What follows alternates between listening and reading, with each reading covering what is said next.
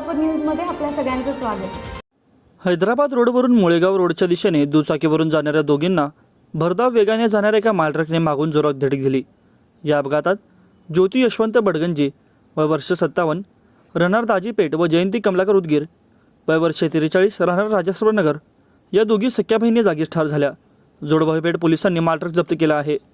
मुळेगाव रोडवरील चंदनकाटा परिसरातील मुळेगाव क्रॉस रोडवरील गुरुवारी हा अपघात झाला। कामानिमित्त दोघी बहिणी दुचाकीवरून मुळेगावकडे निघाल्या होत्या, पण त्यांच्यावर वाटेतच काळाने घाला घातला। हैदराबादच्या दिशेने भरधाव वेगाने निघालेला माल ट्रक MH04Z 2639 या ट्रकने मागील बाजूचा कड दुचाकीला लागवला। त्यात दोन्ही बहिणी दुचाकीवरून रस्त्यावर पडल्या आणि गंभीर जखमी झाल्या। त्यांच्या डोक्याला, तोंडाला व सर्वांगाला गंभीर दुखापत झाली होती। अपघातानंतर काही वेळाने मदतनीस यांनी ज्योती बडगंजी यांना शासकीय रुग्णालयात दाखल केले, मात्र त्यांचा उपचारापूर्वीच मृत्यू झाला। तर जयंती उदगीर यांनी पती कमलाकर यांनी शासकीय रुग्णालयात दाखल केले होते, त्यांचा देखील उपचार दरम्यान मृत्यू झाला।